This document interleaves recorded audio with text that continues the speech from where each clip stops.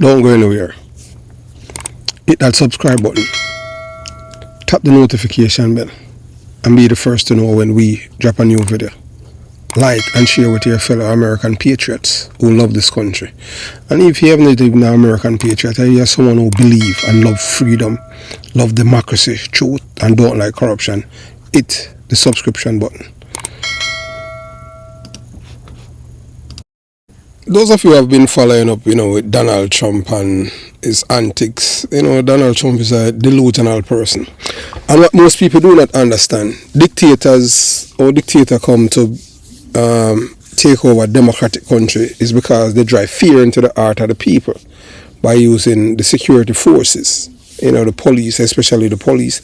Then after the police can't manage, they use the military to shoot down their own, to kill their own citizens. And we don't think that America, as much as Donald Trump would like to go in that direction, we doubt that is going to happen, because we have millions of veterans in this country who I know that along with police officers, like-minded police officers who are democratic, to know that Donald Trump is not only a convicted felon and a criminal, but is a man who's not for the rule of law, because he has done so many things, denigrate and demoralize the police force in the United States of America. He's the first president to ever pardon convicted murderers who kill police officers. So, I know that going on that road, that super road, I know that he will lose, although he's trying. So, so let's see what is going to happen. So Donald Trump is living in a delusional fantasy. If he truly believes that Canada would ever consider becoming the 51st state of the United States, the very notion is not only laughable, but also deeply insulting to the value and identity that Canada has cultivated for centuries. The American people would not allow that. So when he's trying to use economic terrorism to bring them down to their knees, Canada is more robust and resilient than the Republicans. And the Republican Party is a party of terrorists. Yes, you can see what is happening in America. And most time, evil people always think that their evil is going to last forever, but nothing lasts forever, only good salvation. And we can see that even the same maggots are turning against them, because they are going at them and they realize that the system is only designed for billionaires and immigrants like Elon Musk. I've never seen this happen in any. The only time something like this have ever happened was Adolf Hitler, who was born in Austria, become the Chancellor of Germany. So it's the same thing right here in America, where you have a man who was born in South Africa, is the de facto president in America, because he had bought the Republican Party. Can you believe that? White people and some black people and some boss slave allow themselves to be bought by a man who's from South Africa. But it's not going to end well for him either. Canada is a sovereign nation with a well-functioning democracy, a strong social safety net, and a reputation for being one of the cleanest, most environmentally conscious and safest countries in the world. Why would a nation that consistently rank high in global quality of life indices willingly surrender its autonomy to a country grappling with deep political, social, and economic turmoil? America is just a matter of while before America burn down to the ashes, because right now America losing friends. No one trusts America, and you'd be any country that trusts America are dummies, because Ukraine, the people in Ukraine, in 1994, Ukraine had signed an agreement with America and Russia, and see, America is leaving Ukraine on its own. If Ukraine had its nuclear weapons, Ukraine would be in a better position now. That decision that they made 31 years ago is biting them right now. So that's why whoever want to have nuclear, that is their business. There's no America voted with Russia, China, and North Korea and Iran against against Ukraine and the other democratic countries. So who in this world would trust America?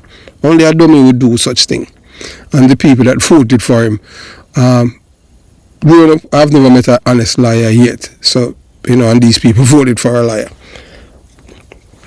So the United States and the leadership and figure like Donald Trump has become a cautionary tale of democratic backsliding, extreme partisanship, and social decay. The very idea that a country as stable and respected as Canada would trade its independence for the chaos of the US is beyond absurd. The American political landscape is currently marred by corruption, hyperpolarization, and a justice system that, despite its claims of fairness, has allowed a convicted felon to ascend to the highest office in the land. That alone is enough to deter any nation from wanting to be associated with such a system, let alone become a part of it. When you have a criminal as the president, but he's not a leader of the free world, he's a leader of the criminal world. Furthermore, Canada's commitment to universal, healthcare, progressive social policies and environmental responsibility starkly contrasts with Americans' deep-rooted issues, including rampant gun violence, systemic racial inequality, and a government that frequently prioritizes corporate interests over the well-being of its citizens. Canadians who enjoy access to affordable health care and a relatively higher standard of public safety would never trade their quality of life for a country where millions struggle with medical bankruptcy and where mass shootings have become a grim, almost daily reality. Trump's fantasy of annexing Canada is a testament to his ignorance of both Canadian nationalism and global geopolitics. Canada is not just an America's neighbor. It is a nation with its own distinct culture, value, and pride. The idea that Canada would ever agree to be ruled by a government that elects criminals and embrace divisive rhetoric is an insult to their intelligence and dignity. The reality is clear. No self-respecting Canadian would want to exchange a clean, well-governed and socially progressive country for a declining empire riddled with crime, corruption and incompetence.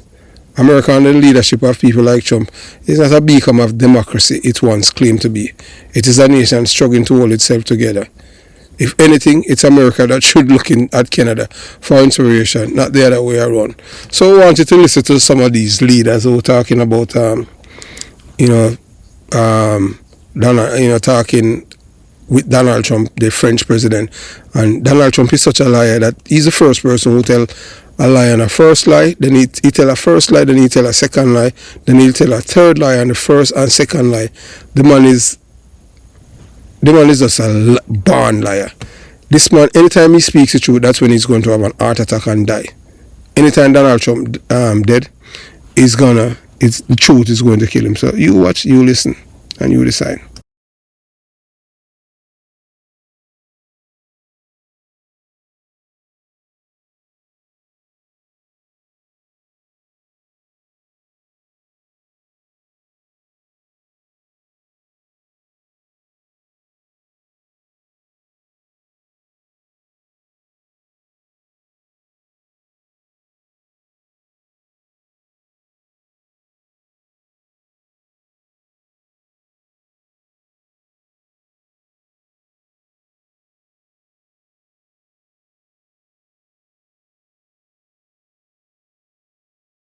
Trump said on Truth Social he believed Canada would, quote, cease to exist as a viable country, unquote, without the U.S., and hinted again that he won't end the tariffs until we become the 51st state. So I want to know, at what point is Canada's relationship with the U.S. beyond repair, and is there even a path forward for reasonable negotiation with someone like him at the other end of the table?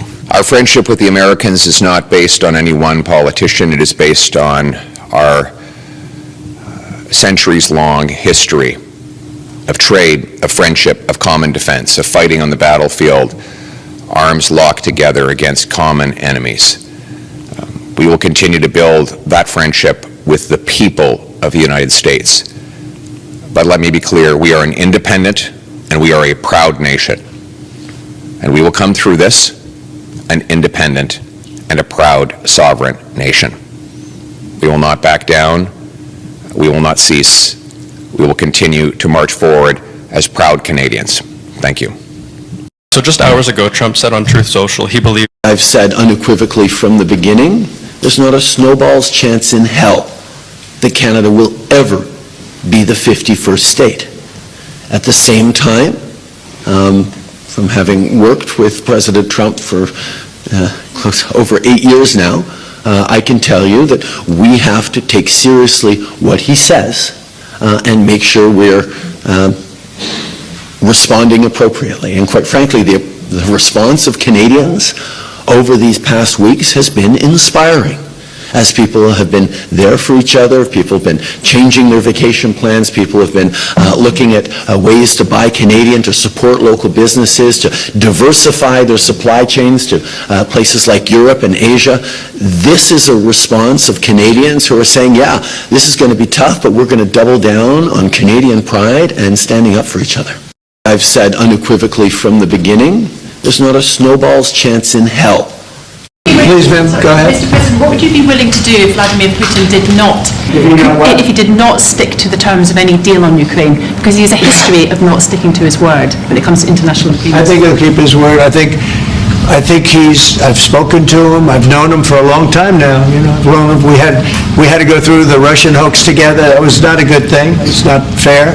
That was a rigged deal and had nothing to do with Russia. It was a rigged deal with inside the country, and they had to put up with that too. They put up with a lot. It wasn't just us. They had to put up with it, with a phony story that was made up.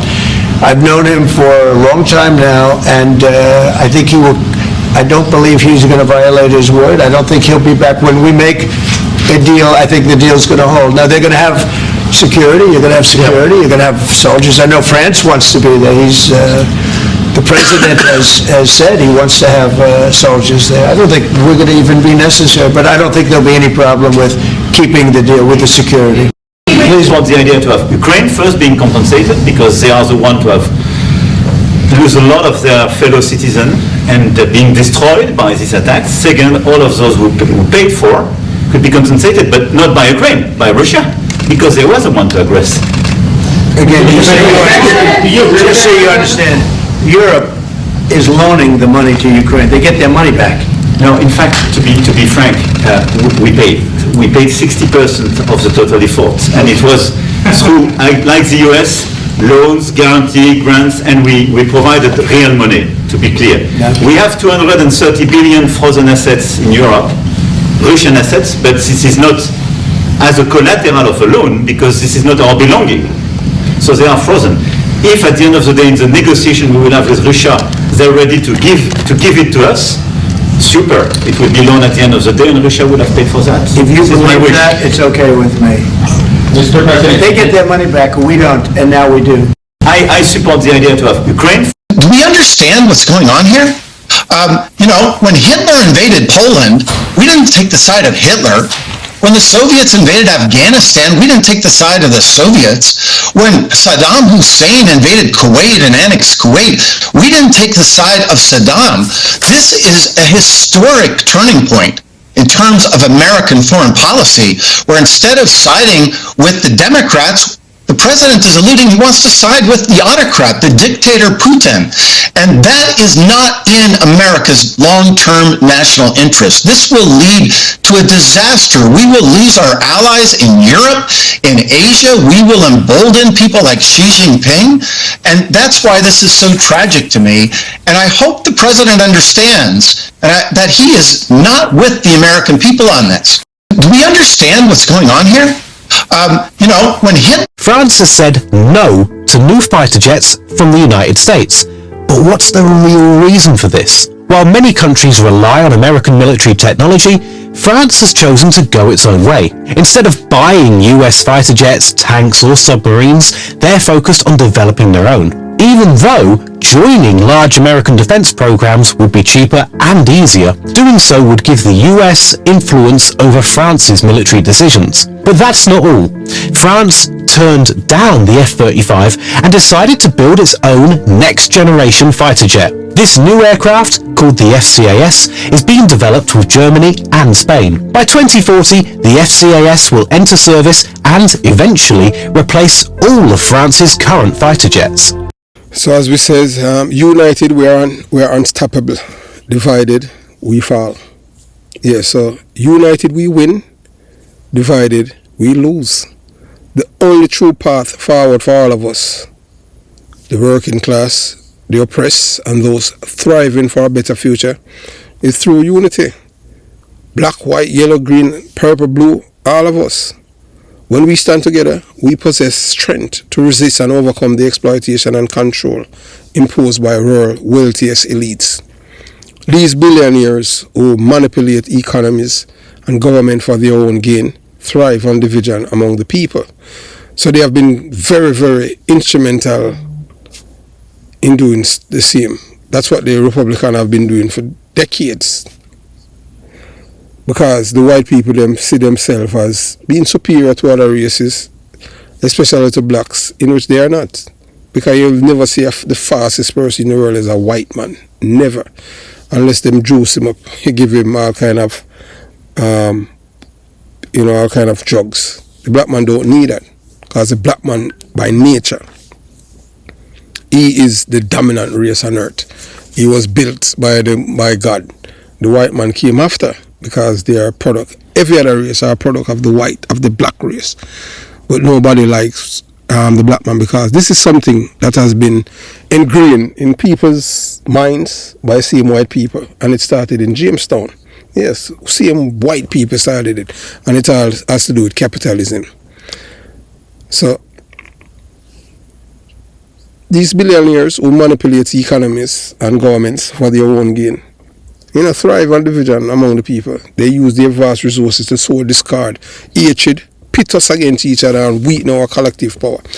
If the same poor people, them, the one when them open them mouth inside of them mouth dark like midnight, because them not no teeth. Some of these people who are like 20 and they look like 100. If they just know that they are voting against their own interests, America would be a better place. But because they allow these people, and one of the things that I find interesting is that I wonder if the other party had visited these people in rural America to let them know that all of these things that have been marketed to them are lies, and talked with them. And we have noticed that we haven't seen the Bernie Sanders town halls been showcased on the TV, on the cable news networks. So, but when we set aside differences and unite with a shared vision of justice, fairness, and equality, we become an unbreakable force. We can demand better wages, fairer policies, and a world where power is not concentrated in the hands of a few, but shared among all. Survival in this era of extreme wealth inequality and corporate greed depends on solidarity.